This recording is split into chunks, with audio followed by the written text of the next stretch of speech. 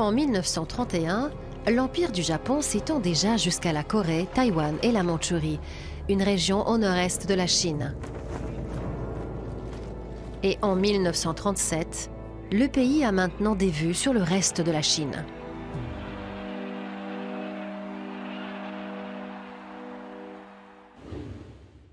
It's worse than frayed tempers in China. It's war.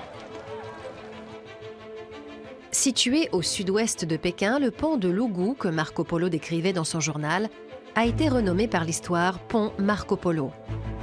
C'est là qu'une guerre entre la Chine et le Japon a éclaté. La raison de cette guerre était que les Japonais, qui avaient déjà étendu leur pouvoir sur le nord-est de la Chine, avançaient depuis de nombreux mois, dangereusement, vers Hubei et les alentours de Pékin. Ils grignotaient le pouvoir du gouvernement nationaliste. En Chine, le sentiment nationaliste était en plein essor. La présence d'importantes garnisons japonaises autour de Pékin allait forcément déboucher sur un affrontement. Celui-ci éclate un jour où les Japonais, à la recherche d'un de leurs soldats disparus, demandent à pénétrer dans la ville proche de Wanping. Cela leur est refusé. Des coups de feu sont tirés et le conflit démarre. Il va durer 8 ans. La Chine aurait eu besoin de 10 ans de plus pour être de taille à affronter l'infanterie japonaise très bien équipée. Sans compter qu'elle avait face à elle la marine et l'armée de l'air japonaise. Elle était en position de faiblesse.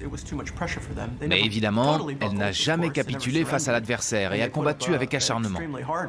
Amazingly to the Japanese, the Chinese show not only prolonged powers of resistance, but the ability to fight.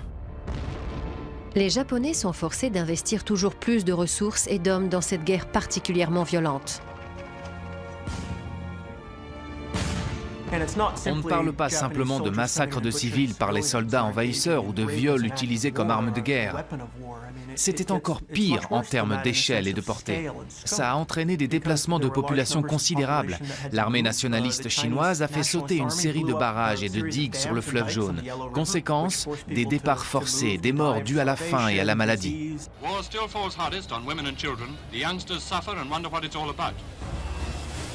Les Japonais avancent malgré les obstacles, mais les Chinois finissent par s'unir et se dresser ensemble contre l'envahisseur étranger.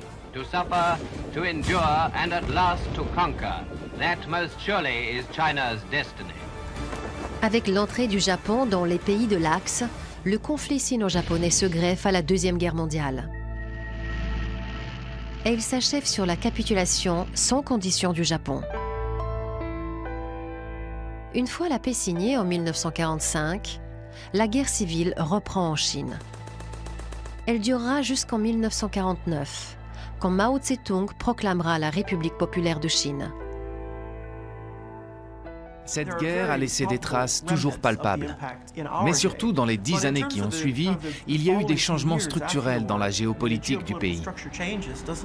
Le parti nationaliste de Chiang Kai-shek est sorti renforcé de cette guerre de résistance qui a été la guerre contre le Japon. Il est devenu l'incarnation de la nation chinoise. Mais le conflit a duré tellement longtemps qu'il a rendu le pays dépendant de l'aide américaine, ce qui a restreint la marge de manœuvre nationaliste. Du côté de l'envahisseur, la guerre a marqué la fin de l'expansion de l'Empire japonais. Mais pour les Chinois, elle a posé les fondements de la Chine moderne. La Corée obtient son indépendance du Japon à la fin de la Seconde Guerre mondiale. C'est une nation divisée et fragile. Le Nord est désormais sous le contrôle des Soviétiques et le Sud des Américains. Une frontière physique reflète la frontière idéologique entre le communisme et la démocratie.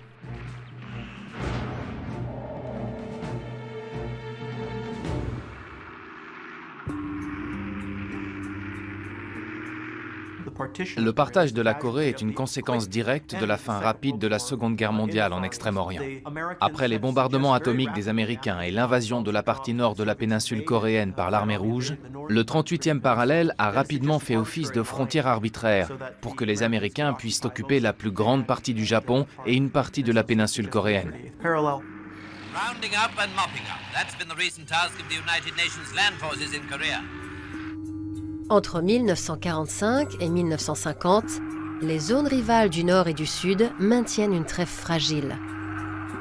Au Sud, le régime soutenu par les États-Unis évolue vers un statut de république indépendante, tandis que le Nord, soutenu par les Soviétiques, revendique non pas sa volonté d'invasion, mais d'unification.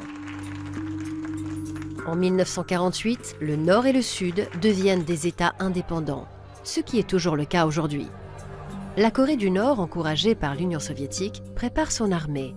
Et en 1950, elle franchit le 38e parallèle. S'emparant de la capitale, l'armée s'attend à une capitulation rapide et à la réunification du pays selon ses termes. Mais avec le soutien de l'ONU et sous le commandement des États-Unis, le Sud se défend. L'objectif était-il seulement de protéger la Corée du Sud ou de renverser la vapeur et de repousser la révolution communiste dans le Nord? Le Nord était considéré comme un régime illégitime et fondamentalement violent. En des termes actuels, on dirait qu'il avait échoué à assumer ses responsabilités, à savoir protéger sa propre population. Sur le terrain, la guerre mobilise autant l'armée régulière que membres de la guérilla. Red soldiers, who probably don't even know what the war's about anyway, are interrogated by an American intelligence officer. Et dans les airs, il s'agit du premier conflit ayant utilisé des avions de chasse en grand nombre. Fort du soutien international, le Sud menace d'envahir le Nord, poussant la Chine à entrer en guerre en 1950. Pendant 3 ans, une guerre se déroule dans des conditions souvent glaciales, sans qu'aucun des deux camps ne prenne clairement l'avantage. Des millions de personnes trouvent la mort. Une armistice met fin au combat en 1953. Mais la guerre ne cesse jamais officiellement. Aujourd'hui encore, les tensions, la méfiance et la dangerosité de la situation font les gros titres des journaux dans la péninsule coréenne. La division de la Corée reste l'effet le plus marquant de cette période. Pour les Coréens du Sud, le Nord est comme un membre fantôme. Ils comptent bien récupérer un jour cette partie de la péninsule pour repeupler ces provinces et leur apporter leur modèle de croissance économique.